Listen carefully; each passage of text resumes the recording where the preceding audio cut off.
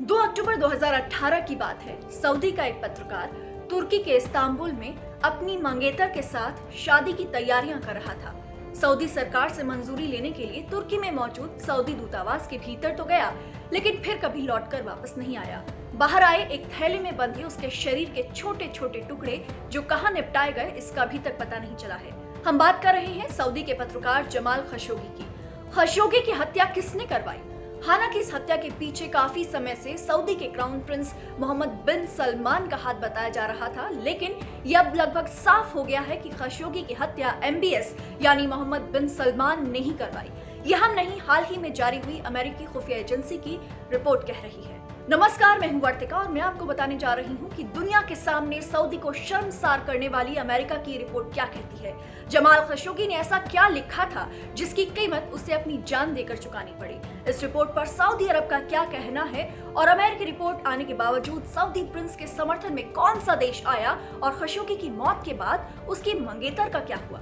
एक समय सऊदी सरकार के करीबी पत्रकार रहे जमाल खशोगी की मौत सऊदी अरब के क्राउन प्रिंस के गले की फांस बन गई है। एक समय सऊदी सरकार के एडवाइजर रहे खशोगी की इस मौत का मुद्दा इतना बड़ा हो गया है कि जो बाइडेन ने सऊदी अरब को साफ साफ कह दिया है कि नतीजा तो भुगतना पड़ेगा।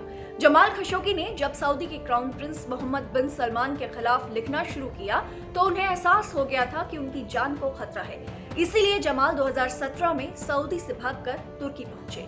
तुर्की में उन्हें मिली मिडिल ईस्ट स्टडीज पर रिसर्च करने वाली हतीजा cengiz। दोनों साथ में बहुत खुश थे। जमाल सऊदी में अपनी बीवी को तलाक देने के बाद उनसे शादी करने वाले थे।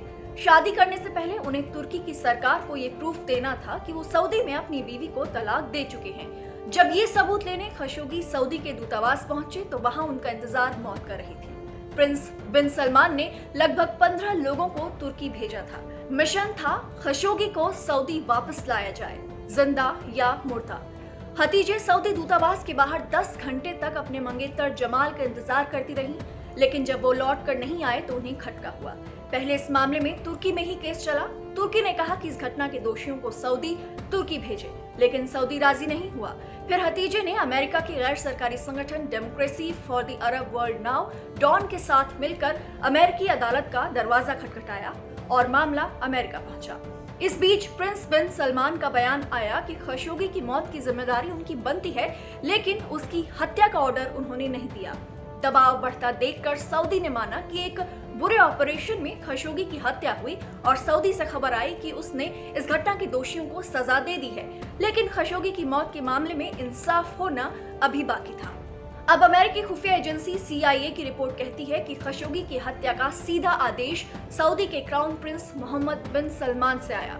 मध्य पूर्व में तेजी से बदलते हालातों के बीच अमेरिका ने सऊदी पत्रकार जमाल खशोगी की हत्या की जांच रिपोर्ट को सार्वजनिक कर सऊदी अरब को तगड़ा झटका दिया है। इससे पहले आज तक अमेरिकी अधिकारियों ने सार्वजनिक तौर से कभी नहीं कहा था कि खशोगी की हत्या में सऊदी के क्राउन प्रिंस मोहम्मद बिन सलमान शामिल थे। ऐसा माना जा रहा है कि अमेरिका के नए राष्ट्रपति जो बाइडेन अपने से पहले के राष्ट्रपति डोनाल्ड ट्रंप की तुलना में सऊदी अरब में मानवाधिकार और कानून के शासन के प्रति काफी सख्त नीति अपना रहे हैं। सऊदी अरब ने अमेरिकी खुफिया एजेंसियों की इस रिपोर्ट को गलत बताया है। साथ ही UAE ने भी खशोगी की हत्या पर आई इस रिपोर्ट के बाद सऊदी अरब का समर्थन किया है। जो बाइडेन ने राष्ट्रपति बनने के काफी देर बाद सऊदी के किंग सलमान से फोन पर बात की और इस बातचीत के तुरंत बाद ये रिपोर्ट जारी की गई। क्या कहती है अमेरिका की खुफिया रिपोर्ट?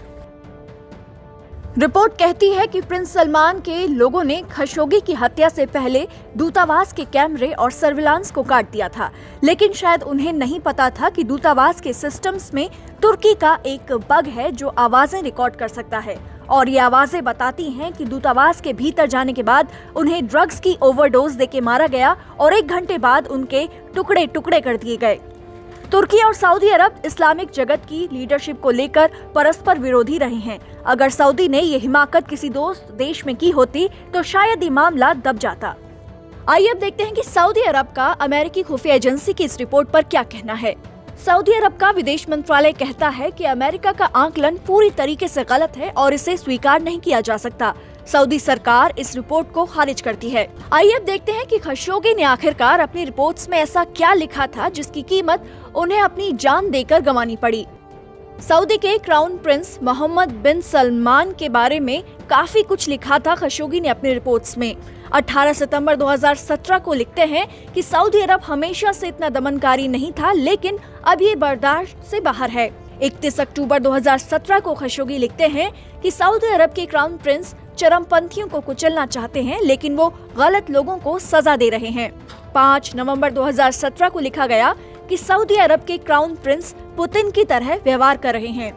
13 नवंबर 2017 को खशोगी लिखते हैं कि सऊदी अरब लेबनान में पूरी तरीके से गलत कर रहा है। यमन के पूर्व नेता अली अब्दुल्ला सालेह की मौत पर खशोगी ने लिखा था, अली अब्दुल्ला सालेह की मौत के साथ सऊदी अरब अरब क्रांति को धोखा देने की कीमत चुका रहा है। 7 फरवरी 2018 को खशोगी ने लिखा कि सऊदी अरब के क्राउन प्रिंस ने पहले ही देश के मीडिया पर कब्जा कर लिया है, अब वो उसे और भी दबा रहे हैं।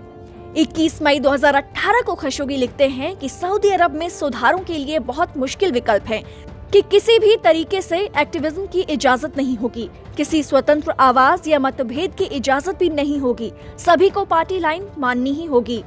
11 सितंबर 2018 को खशोगी ने अपनी आखिरी रिपोर्ट लिखी। इसमें उन्होंने लिखा था, सऊदी अरब के क्राउन प्रिंस को यमन के क्रूर युद्ध को खत्म कर देश का सम्मान लौटाना होगा। सऊदी की यही रिपोर्ट्स उनकी जान की दुश्मन बन गईं और CIA का कहना है कि इसी से नाराज होकर MBS ने उनकी हत्या का आदेश दे दिया।